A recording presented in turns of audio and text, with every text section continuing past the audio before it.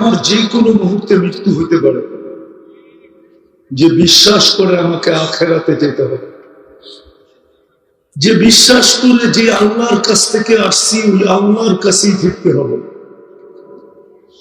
সাথে সাথে এই কথাটাও যে বিশ্বাস করে যে আল্লাহর কাছে আমাকে হিসাব কিতাব দিতে হবে।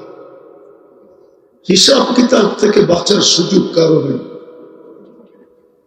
যদি সুযোগ থাকতো তাহলে কোরআনে এই কথাটা আসতো না, ওমান ইয়ামাল মিসকালা যাররাতিন খায়রান ইয়ারা ওমান ইয়ামাল মিসকালা যাররাতিন শাররান ইয়ারা।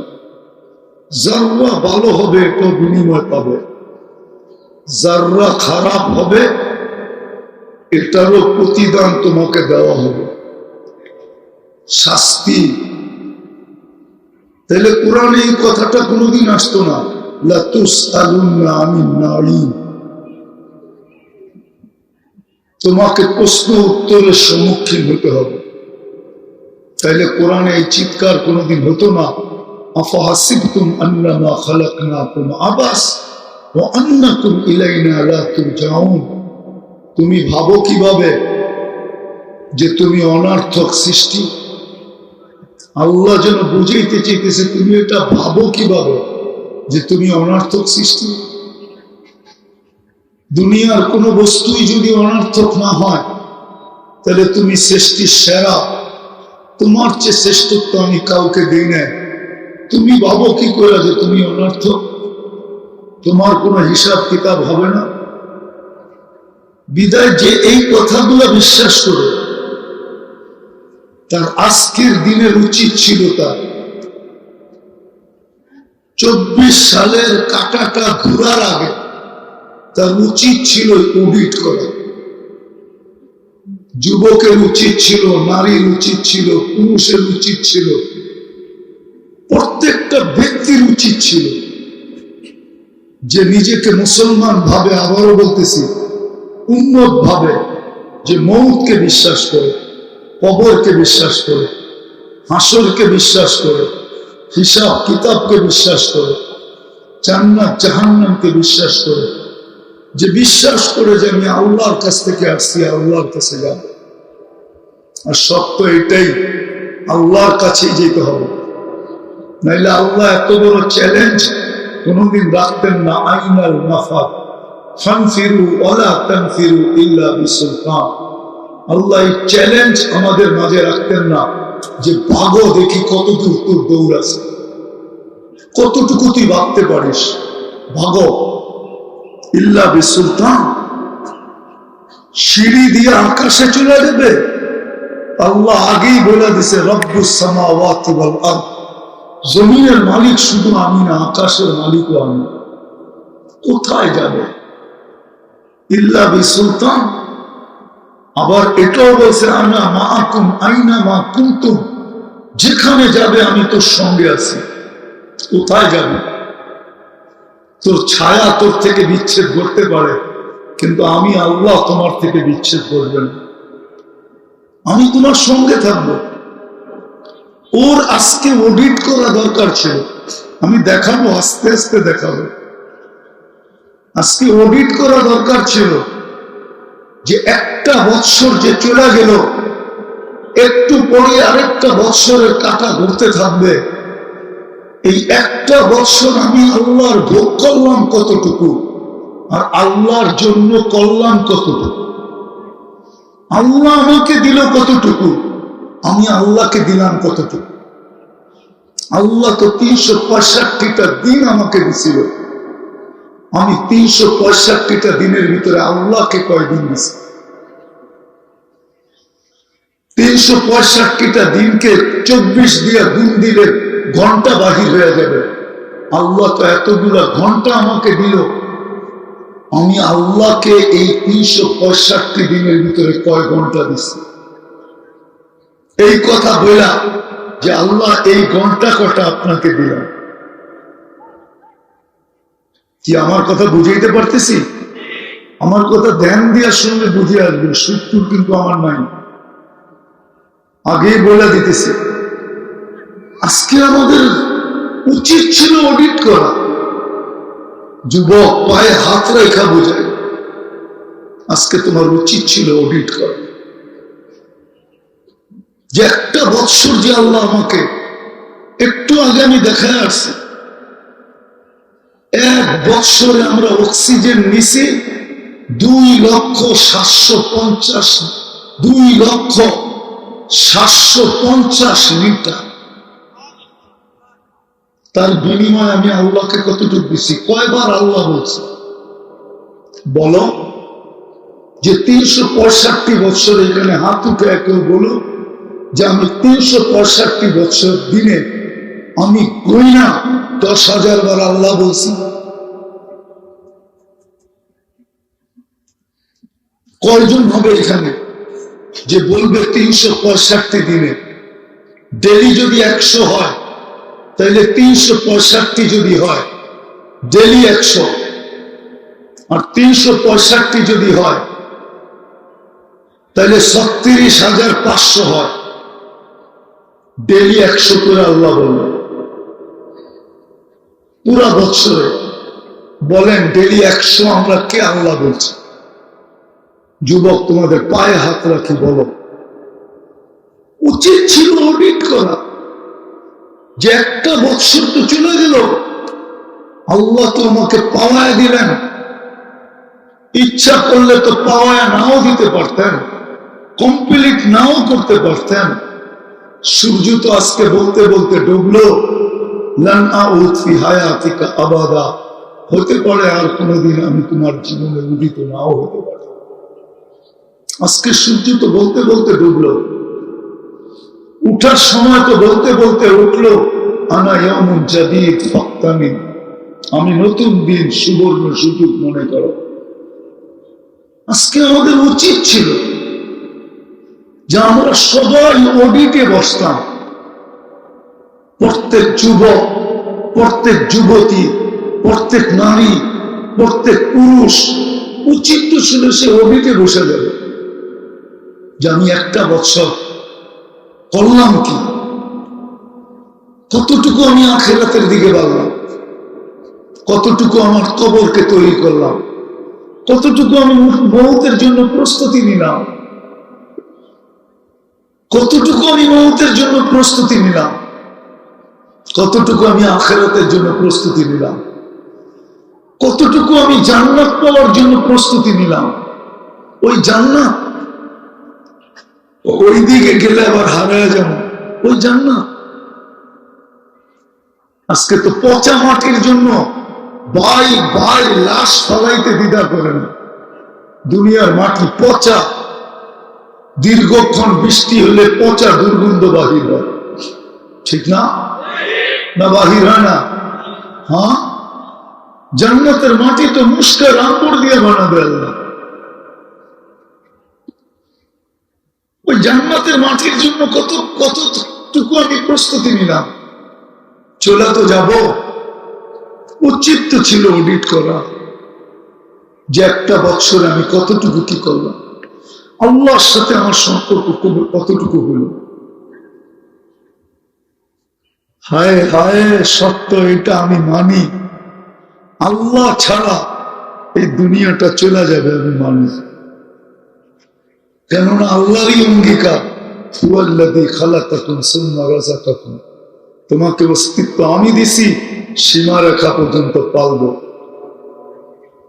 যদিও নাকি তুমি আমার দিকে চোখ তুলে নাও তাকাও, একবারও আমাকে বলে না বলো, আমার নাম স্মরণ না করো, দুনিয়ার 600 কোটি মানুষ কাফের বেদিন, 200 কোটি মাত্র মুসলমান।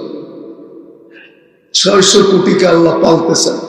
আল্লাহ বলে পালবো, অঙ্গীকার তোমার সাথে, কিন্তু যেদিন তোমাকে উঠাবো ওই দিন তোমাকে বুঝাবো। আজকে তো পালবো, কিচ্ছু বলবো না।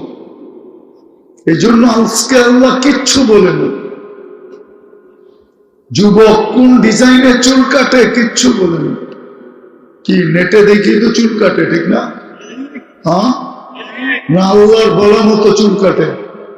হ্যাঁ, টাকাও বাঁচত, মিষ্টিও খেতে পারত, আল্লাহ যেইভাবে চুল কাটতে বলছে, এই চুল কাটা তো আলীগঞ্জে 50 টাকা দিয়ে কাটা যায়, নারায়ণগঞ্জে তো 50 টাকা দিয়ে কাটা যায়, কিন্তু যুবকরা যে নেটে দেখা চুলের স্টাইল বাহির করে নিয়ে যায়, ওটা তো 300 টাকার কমে কাটা যায় না, 200-250 টাকার কমে কাটা যায় না। ঈদের সিজন হলে তো 1000 টাকার একটা চকচকে নোট ছাড়া কাটা যায় না, ঠিক না? টাকাও তো বেঁচে যেত, মিষ্টিও তো খেতে পারতো।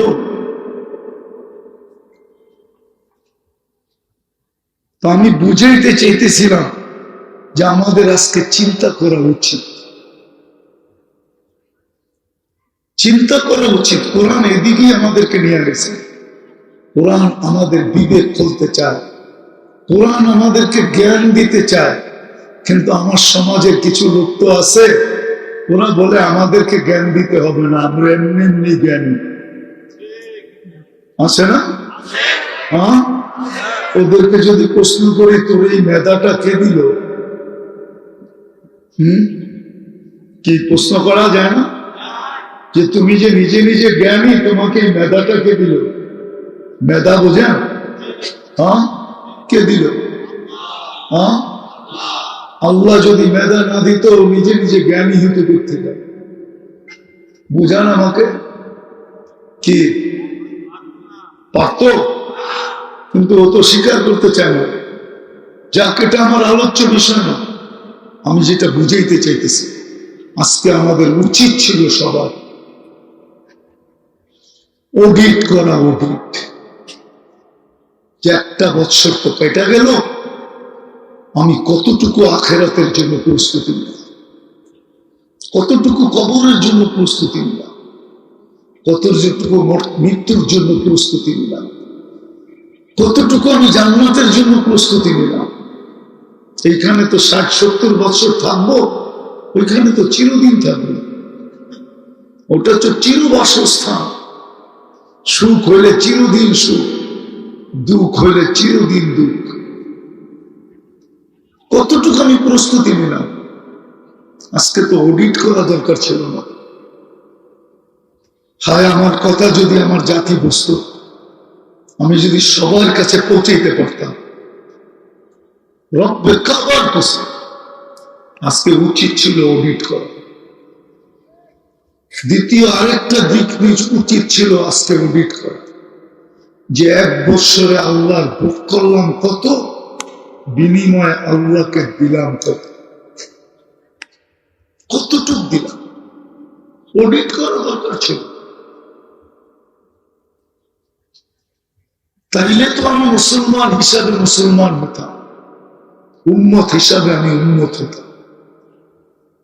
যে আল্লাহ আমাকে কুদরত দ্বারা নিজে চয়েস করে মুসলমান বানাইছে, নিজে চয়েস করে, পছন্দ করে। কোরআন দিতেছি আমি, মান ইউরিদিল্লাহু আন ইয়াহদিয়াহু ইয়াশরাহ সাদরাহু লিল ইসলাম। আল্লাহ বলেন, আমি যাকে লাইক করি, পছন্দ করি, ভালোবাসি, মহব্বত করি। যুবক, সারা বৎসর তো অপেক্ষা করো যে গত বৎসর দেয় নাই, দেখি এই বৎসর যদি একবার লেখা পাঠায় I.U, ঠিক না? মনে হয় বোঝো না, ঠিক না? না না, করতে বলবো। ফিডার খায় না, দুধ তো খায় না, এখনো দুধ খায়। কোত্থেকে বুঝবো? বুঝছে ঠিকই, কিন্তু বাধ্যরা বলে রয়েছে যে বোঝে না। যাইয়া তো একবারে চাঙা মতো অ্যাটাক করছে। বহুত বই আছে 14 তারিখের আসার, যে দেখি এইবার 14 তারিখে কমসে কম যদি আমার একটু লেখা পাঠায় I.U। সত্য তো না মিথ্যা? হ্যাঁ, অনেকজন অপেক্ষা আছে। শুধু পুরুষ যুবকরা না, যুবতীরাও আছে অপেক্ষা।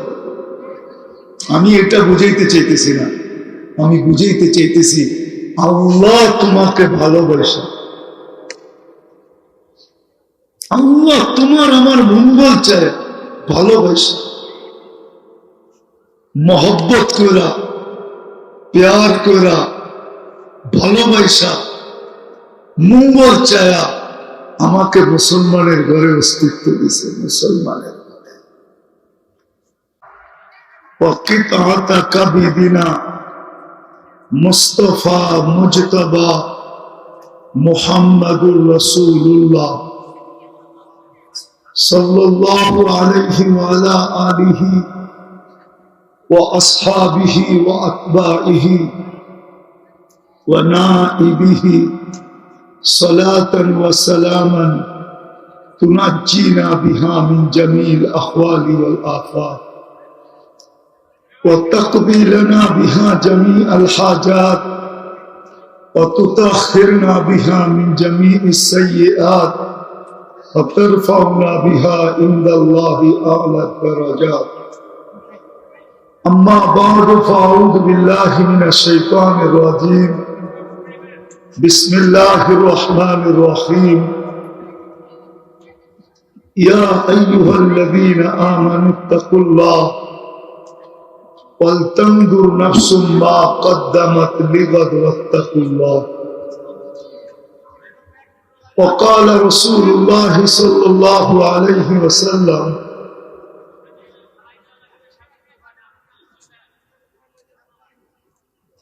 اغتنم خمسا قبل خمس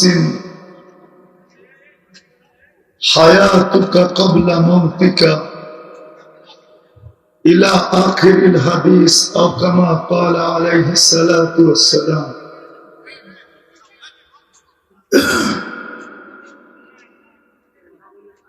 উক্ত তাফসীরুল কুরআন মাহফিলের সম্মানিত সভাপতি, উপস্থিত উলামায়ে কেরাম, আলীগঞ্জের বিভিন্ন এলাকা থেকে আগত মুসলমান ভাইয়েরা, জানি না মা বোনদের জন্য শোনার সুযোগ আছে কি নাই।